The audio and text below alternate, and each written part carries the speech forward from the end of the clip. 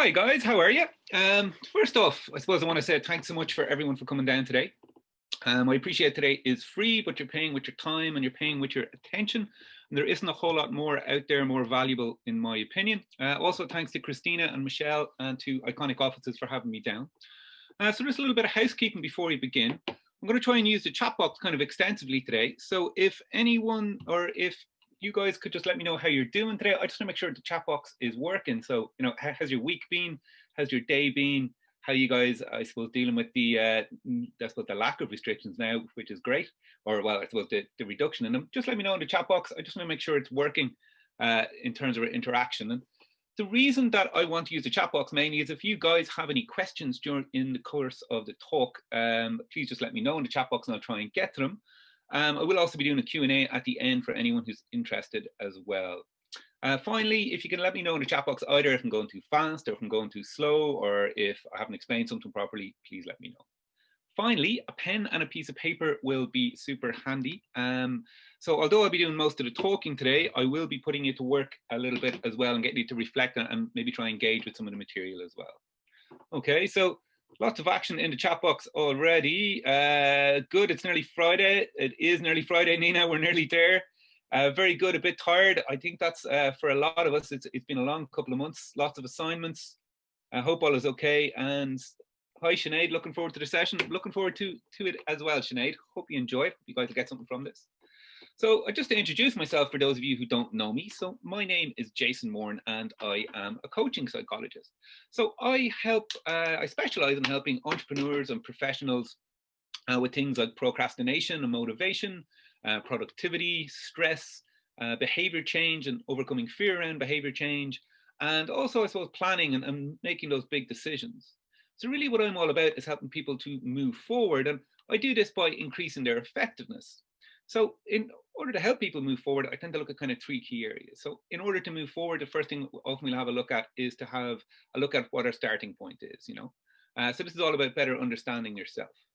So we're kind of looking at the questions of kind of who you are and where you're at right now. So we might look at things like personality and maybe do some personality assessments. We might look at the balance between various aspects of your life, or we might look at your performance in various aspects of your business, of your career. Other things we might look at in this stage are things like your values or your core beliefs. What do you believe about yourself? What do you believe about other people? And what do you believe about the world in general? And, how is that affecting your effectiveness maybe? The second area that I tend to help people in is to help them better understand what it is they want. So I suppose in order to move forward, not only do we need to know kind of where we are right now, we need to know where it is that we're going. So this is really all about goals, but also about, I suppose, who we want to be as well. So we might look at things like, are your goals structured in such a way that makes them more likely that you'll achieve them? Do you have a plan in place? Are you clear about what it is that you want? Is what you want in line with what's important? Is what you want in line with the person that you are? Also, other things that we kind of work on here often can be finding meaning and purpose. The third area that I tend to help people in is to help them understand the barriers that are getting in the way to them achieving those goals. So those barriers can be both psychological and practical in nature. So examples of practical barriers I might deal with are, getting organized. Have you a system for your inputs and outputs? Making decisions and problem solving. Do you have effective tools and techniques to make, I suppose, the right decisions and to solve problems quickly? More psychological barriers then are things like stress, confidence, maybe fear, procrastination is a personal favorite, and the topic of today's talk, motivation. So I suppose the reason I'm doing a talk on motivation is, I suppose, in my work and in my own life, I'm a great believer in persistence and what we can achieve if we keep working on something. So, for example, I failed the first time that I tried to get into Trinity to study psychology, but I kept at it and got in the next year and kind of left it with nearly a first. I also had a huge fear of public speaking for years, but again, I just kept working on it and working on it and working at it, and I stuck with it, and here I am today. So I deal with clients daily who achieve amazing things because they keep going, like they create and run and build amazing companies and businesses, they write books, they're in the middle of PhDs. So I suppose persistence for me is super important in terms of both our happiness and our well-being as well. So today I'm going to talk a little bit about a formula for motivation that I have. And the idea with this formula is it's something you can use, I suppose, when you're not feeling particularly motivated yourself. So the formula goes something like this. It's simply that motivation is a product of your energy and your ability and your importance. So the idea behind it is you're not going to feel very motivated if your energy is not right. You're not going to feel particularly motivated if you don't believe in your ability to, I suppose, get tasks done, because what's the point in trying if you're not going to be able to succeed? And finally, you're not going to feel very motivated if what you're supposed to be doing isn't particularly important to you. And so the rest of this talk is kind of going to look at these various aspects and areas. So I suppose the purpose of today is to help you guys understand motivation a little bit better, maybe. So I'll be touching on some of the classic kind of psychological theories. We're going to have a look at what works and why it works and explore what might work for you. And the reason for this is that, well, different strategies and different are going to work for different people in different contexts. So there's not like one fix-all kind of formula for motivation. At different times, different things will be more apparent and appropriate, you know. So what I'd like to ask you guys, and maybe get that chat box going again, is I suppose, why are you here? And if we could get a little bit more specific about it, I'm going to ask you the question, you know, could you pick one thing that you'd like to be more motivated on? You don't have to put this into the chat box, but if you did, it would be great. What I'd like you to do is take that one thing, and I want you to try and apply the rest of what I'm talking about to it. So I'll be asking kind of questions along the way. But I suppose if you've got one thing and you can apply the material to it, you might get a little bit more from it. So be very interested. Let me know in the chat box if you like. While you guys are having to think about that, I'm going to talk a little bit about what motivation is. I think it's important to define our terms. So the psychological textbook definition is that, you know, motivation is a process that influences the direction, the persistence, and the vigor of goal-directed behavior. Now, what that, I suppose, quite dull sentence is kind of saying is that really what motivation is about direction. It's about where we are going. Motivation is about how hard we will try. And motivation is also about persistence. It's about how long we will try. And especially these second two, how hard we will try and how long we will try, are very much associated with our energy, because we're not going to, I suppose, put in the maximum effort, and we're not going to keep putting in the maximum effort if our energy isn't right. So that's the first kind of topic I'm going to talk about here. So just to jump back to the chat box for a second, the kind of things you guys are looking to get out of the session. So Iveen is saying the pandemic is zapping my energy. We'll talk a little bit about that now, Iveen, and maybe what that might be. Boyana would like to believe in herself a little bit more, and I'll definitely be touching on that topic a little bit later. Motivation to approach people in selling my new business service. I think selling is a very interesting area, because I think there is an awful lot of stigma around it, and that people feel that they're trying to pull one over on people when they're actually selling, when actually really what they're doing is they're usually trying to help people. But we'll touch on some of that. And Teresa would also like to believe in herself more. Excellent. Okay. So self-belief and energy seem to be prominent. Great. Okay. So back to energy. Well, the reason I talk about energy is that a lot of early theories on motivation kind of had a bit of a focus around energy. So a lot of early theories focused on what are our biological and our physical needs, and also our psychological needs. So really early stuff, guys like Sigmund Freud and Carl Jung put forward what's called the psychodynamic theory of motivation. Psycho stands for the mind, and dynamic is all about energy. And what these guys kind of put forward is that, well, what we were really motivated by was unconscious drives and purpose and processes. So this was stuff going on under kind of the surface of our conscious awareness. And I suppose what this was trying to serve was actually our main biological needs. So things like safety and security, and a big one was reproduction. You might, I suppose, have heard the running joke about Freud is that he was a bit obsessed with sex, but I suppose often with good reason. So modern advertisers often try to take advantage of this, I suppose, this almost unconscious biological drive in terms of reproduction. So they do this by, I suppose, trying to associate their products with sex or with reproduction. So if you look at this picture here, I think it's for Tom Ford perfume, you see there's two scantily clad models, and they're literally pouring the product over themselves. So what the advertiser is trying to do there is just associate the product with that biological need or drive for reproduction. Later theorists like Abraham Maslow, I suppose, took this idea of our biological needs and added on to it. So this on the right is Maslow's hierarchy of needs. So you'll see on the bottom, you've got safety and physiological needs. And then as you move up the pyramid, so once you kind of meet those safety and physiological needs, then we become more concerned with more psychological and self-fulfillment needs. So psychological needs are things like self-esteem and I suppose having intimate relationships and friends. And self-fulfillment needs are about fulfilling their potential. But the idea with this model is that, well, we didn't really move up until the next level, until the lower levels were met. Now, an issue with that is we don't necessarily always do that. And what this picture here is, it's a picture of some protesters outside a prison in Northern Ireland in the late 70s and 80s. And these guys are protesting because one of the inmates inside is actually on hunger strike for his political beliefs. So he's literally starving himself to death for his beliefs. And I suppose the idea with this is it just goes to show that we can ignore our biological needs if something more important to us is at stake. I suppose a less extreme example of this is anyone who is, I suppose, on a diet or on an exercise regime where they're feeling uncomfortable, and they're doing this, I suppose, for more psychological needs like self-esteem. So I suppose the idea with this is that what this kind of shows is that our ability to ignore our biological or physical needs, one, is there, but it can also be something that can really affect our energy levels. And that's kind of the next thing I want to talk about next. So this, the next question I want you to have a think about, that's what someone has already put it, is, are you not maybe motivated because your physiological needs aren't being met? I'd be curious if this is resonating with anyone in terms of the chat box. Is this something that you think might be going on? So I suppose the reason I kind of have this in here, or I suppose a story around why I have this in here, is many years ago when I was trying to get my MA from my master's thesis done, I wasn't feeling very motivated and I couldn't figure out why. But at the same time, I was also a bit tired and bloated. And so I actually went to the doctor, and the doctor ended up changing my diet. It turned out I was intolerant to gluten. And so about a week later, I was sitting there on my computer writing away on my thesis. And I was like, oh my God, it was the reason I wasn't motivated is because my diet was off and my health wasn't great as a result. So these physiological needs can really, really knock down our motivation. And sometimes it can be one of the first places to look.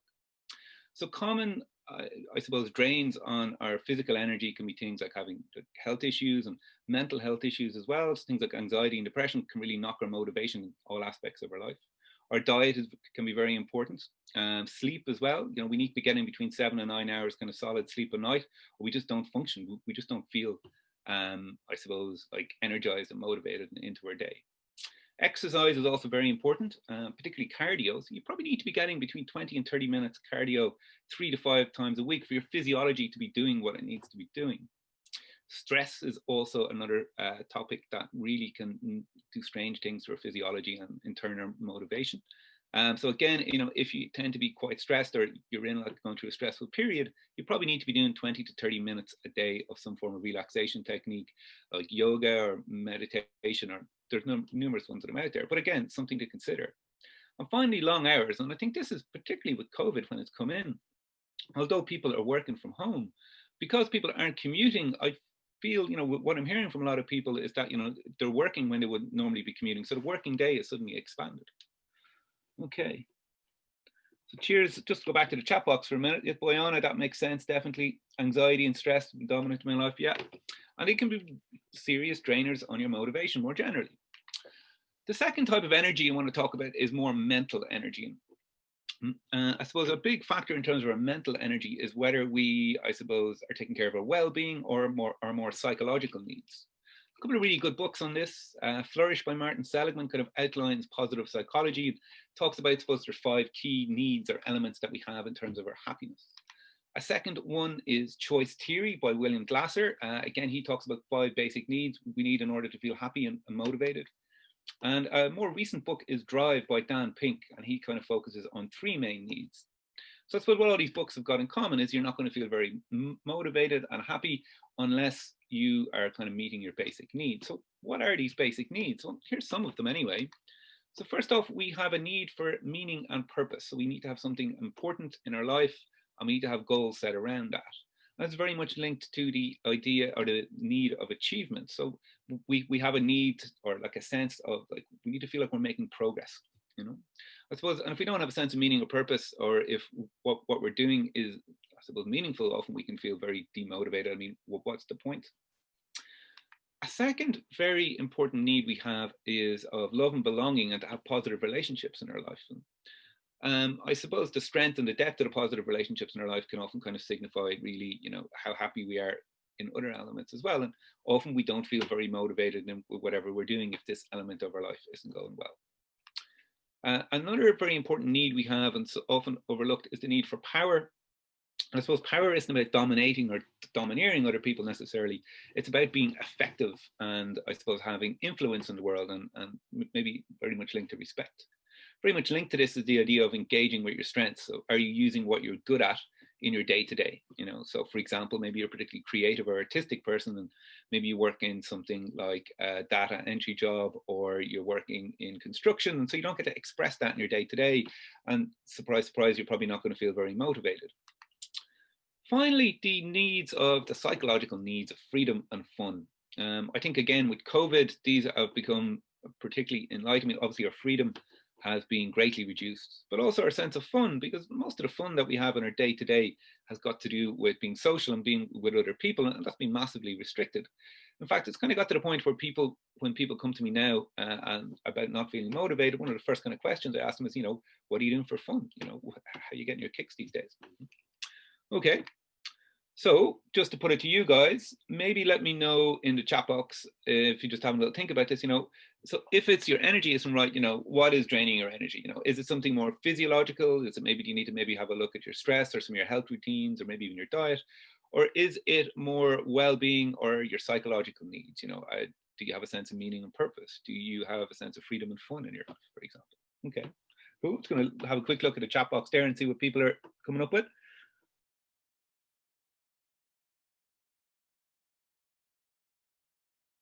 Okay, more like psychological needs. Okay, it's interesting. And some physiological as well, stress and reduced sleep. Okay. Okay. Glenn is more psychological needs. Okay. All right, guys, I'm going to skip on to the next element of our formula. Maybe just before. So Sharon is saying, new house, poor insulation, cold demotivate me, well-paid job but not fulfilled. Okay. Yeah, it's something I hear quite a lot in terms of people being well paid in their jobs, and then for a few years, but once they get financially comfortable, they're like, well, what's next? Okay, the next element I'd like to talk about is ability. And what I'd like you to have a little think about here, and again, you can put it into the chat box. I'm sorry, I'm putting you to work in the chat box a lot today. Is maybe have a think, is maybe the reason you're not feeling motivated to do whatever that topic is that you wanted to kind of work on today, is fear the reason that you're not taking action? Again, let me know in the chat box if this is resonating with you. Again, I'm just curious if I'm hitting the right things for you guys. And the reason I talk about fear, I suppose, is that the second bit of theory I want to talk about in terms of motivation is very much linked to these concepts of punishment and reward, which are very much linked to fear, which I'll get to in a second. And the reason that punishment and reward are so important is that some of the main systems in the brain associated with motivation are very much associated and linked to these concepts. So two kind of systems I want to talk about in the brain today. The first I want to talk about is the fear system.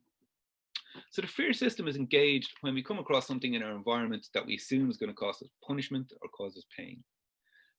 So imagine you have an upcoming exam and you're not prepared for it. That might be something that would engage this system. And so when the system is engaged, we get particular patterns of feeling and behavior and thinking. And this is important in terms of, I suppose, what motivation we're leveraging in terms of our effectiveness.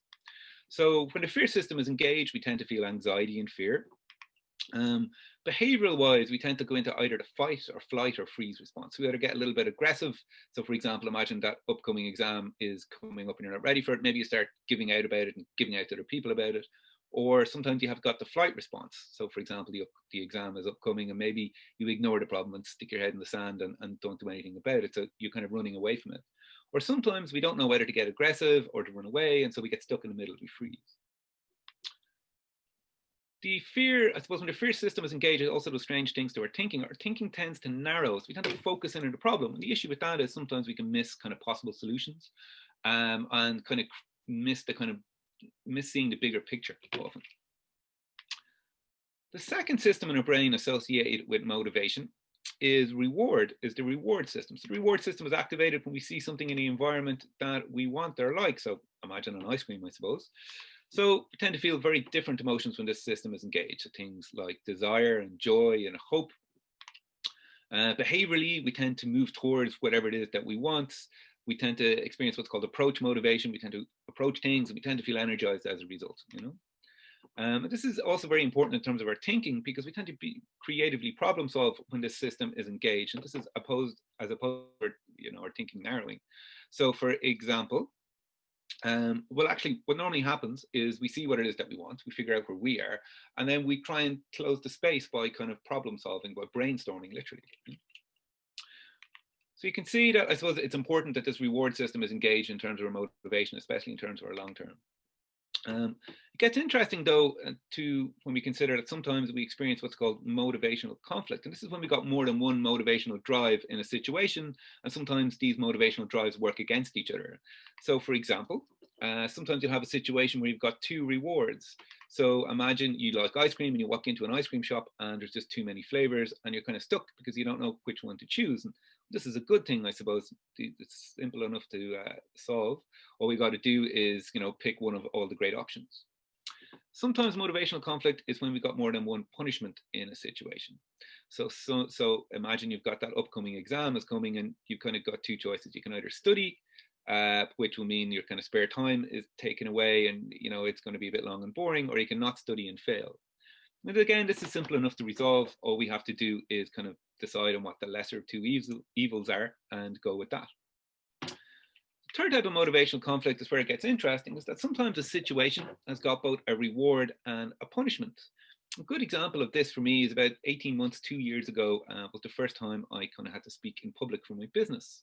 So I suppose reward side, I was excited to share content. I was excited to meet kind of potential clients and people and kind of get the business off the ground. And there was definitely a reward in terms of the pride of finally kind of getting this up and moving.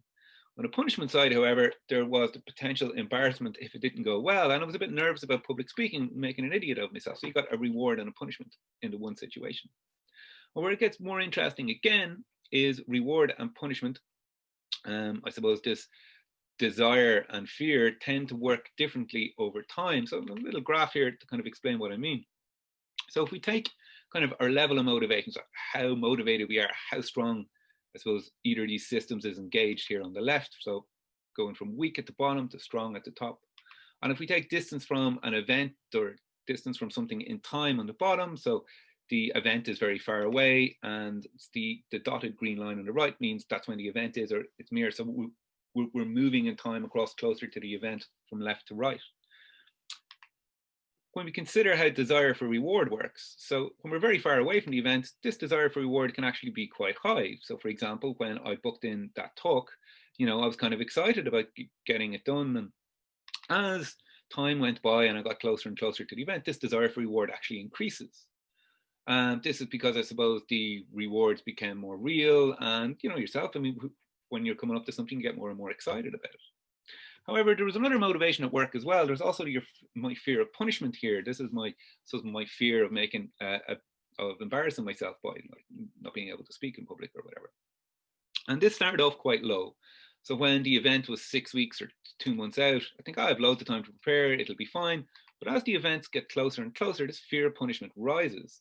And in fact, it can get to the point sometimes where it overcomes our desire for reward. And this is an issue because, I suppose in terms of how that affects, the fight or flight response and affects our thinking, you kind of want to be more in that desire for reward zone. Yeah? So what can we do about this, considering what I've just talked about previously and considering I suppose, how our desire for reward and fear of punishment, I suppose, change differently as we get closer to an event? The first thing we can do is to focus on what you want, not what you fear. And this is about increasing our desire and reducing our fear a little bit. So one way we can do that is by setting what are known as positively phrased goals. So a positively phrased goal is when you set a goal around what it is that you want to achieve. This is contrasted with a negatively phrased goal. So a negatively phrased goal is when we set a goal around what it is we want to avoid or what we're afraid of. So in, I suppose, the current example, I was afraid of maybe embarrassing myself in terms of public speaking. And the issue with that is, if we set our goal around not embarrassing ourselves, well, then that's what we're focused on, and it's probably going to ramp up our fear rather than reduce it. So we want to set a positively phrased goal. So in this example, some positively phrased goals I set were to teach people about procrastination, or to engage the audience, and to speak clearly and confidently. And once you've set those positively phrased goals, another strategy you can use then is to start to break them down. To break them down into, I suppose, more specific actions. So for example, to teach people about procrastination, I worked on creating great content on procrastination and putting together a good talk. In terms of engaging people, I designed particular exercises so people will be more engaged with the talk rather than me just talking. And to speak clearly and confidently, what I did is just practice and practice and practice. And what this allows you, because you're focused on something and you're actually doing things, this means less fear because you're less focused on messing up, but it also means that you're improving your performance. And so it's more likely to go well. And that also will reduce the fear. The final strategy, and this is something I did myself, is what you can do is you can book it in. So you can take advantage that your fear is, and I suppose your fear of punishment is going to be lower when you're further out from an event. So what I did is I booked a talk about 6 weeks out with another promoter, and he very quickly sold about 60 tickets. And so what that meant is I didn't really have a way out. So I suppose my fear of disappointing the people who were coming and my fear of disappointing the promoter turned out to be greater than my fear of embarrassing myself. And so I went ahead and did my first talk. Okay. The second thing I want to talk about in terms of fear and ability is our beliefs and self-talk that are leading to fear. So I'm going to be able to touch on this kind of quickly, but I think it's important definitely to maybe have a little look at. So one of the strategies we can do for reducing fear is to challenge the unhelpful beliefs we have around fear, because around any given situation, we often tell ourselves a story or a narrative about what's going on. And in terms of ability and in terms of getting things done, often the story we tell ourselves goes something like this. So the story might be, if I try, I'll fail. And if I fail, other people won't like or respect me. So what we tend to be doing here a little bit, sometimes we might be jumping to conclusions a little bit, and sometimes we might be mind reading. These are called unhelpful beliefs or cognitive distortions, a bit more technically. And so I suppose if you find yourself that you're telling yourself this story, what can you do about it? Well, one of the methods I use is just asking kind of the right question. So for example, you might ask yourself first off, obviously enough, am I jumping to conclusions? Or, what is the evidence that, this is true? What's the evidence for it? What's the evidence against it? And I suppose, how realistically am I thinking? Well, finally, I think a good exercise to do is sometimes to have a little think about, have I managed something like this in the past? Have I previously succeeded? So for example, with my first time I was doing public speaking, I had to think back, have I spoke proper, or, have I spoke well in the past? And I thought back to my brother's wedding and I was best man and that went very well. And so that really helped in terms of reducing that fear to know that I could actually do it. So in terms of mind reading and worrying about what other people are thinking, I think a very good question to ask is there an alternative explanation or viewpoint that other people won't like or respect me if I fail?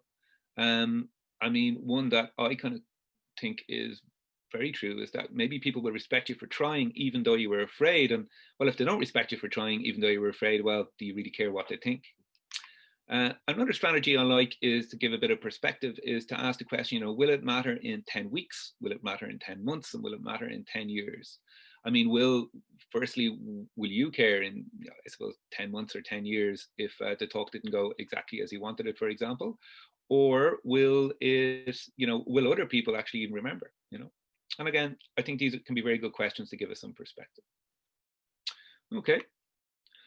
So the final aspect of our formula for motivation I want to talk about is the aspect of importance. The idea with this is, well, we're not going to feel very motivated to do something if we don't give it enough importance, if we don't think it's important enough to do.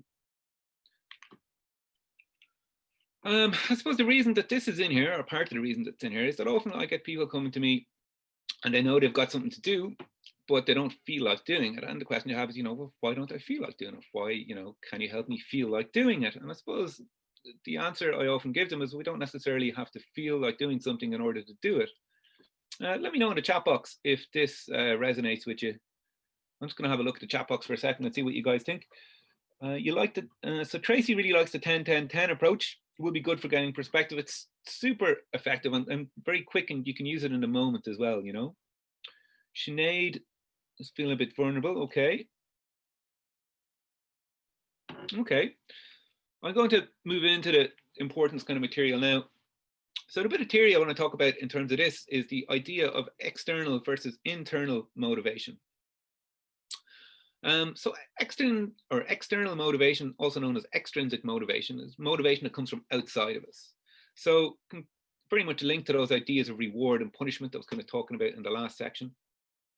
So common example of an external or extrinsic reward is money. We often do our jobs because we get money.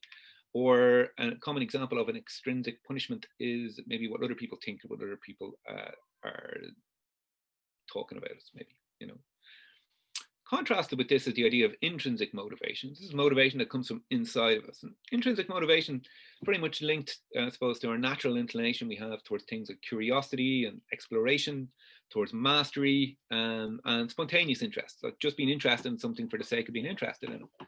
Intrinsic motivation is also very much linked to these ideas of having meaning and purpose in our life. Do we have something important that we want to achieve, and do we have goals set around that?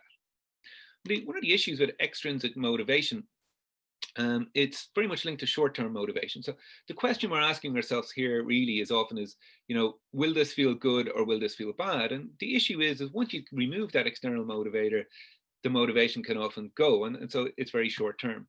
So for example, would you do your job if you weren't being paid for it is a good way to figure out if your job is intrinsically motivating. Contrasted with this, when we're kind of working on intrinsic motivation, the question we tend to be asking ourselves is, well, what's important here? And this is very much more linked to long-term motivation and long-term happiness. So how do we kind of get at this intrinsic motivation and can make it real and use it in our day-to-day? Well, one way we can do it is by kind of using this whole concept of our identity. So our identity really is our conception or our idea around who we are. It's the narrative and story we tell ourselves about ourselves, I suppose. There's also kind of very different elements and aspects to our identity. So for example, we have a personal identity, and this is the attributes that we assume that we have. So for example, we might see ourselves as being an outgoing person. We might see ourselves as being a particularly kind person. We might see ourselves as a hardworking or conscientious person. We might see ourselves as a happy person, or we might see ourselves as an anxious person. So these personal identities are our personal attributes. We also have got a social identity, and our social identity is very much linked to the roles that we play in life. So for example, for me, I'm a son, I'm a psychologist, I'm a brother, I'm a partner, I'm a coach, I'm a speaker, and in the past I've been a best man. And what's interesting then is that we can often find meaning or purpose by playing these roles well. We can find meaning and be intrinsically motivated by being a good son, or if we can lack meaning, say if I was a bad psychologist, or if I was being a good brother, it would be, I suppose, I would have meaning and purpose. So we can play these roles well or badly, and then we can find intrinsic motivation as a result. So how do we tie all this together? And I suppose, what can we do? Is there a way to start drilling into this in a situation where we're not feeling particularly motivated? Well, a method I use involves asking a couple of questions. So the first question you need to ask yourself is, what's really important? What's really important in the situation?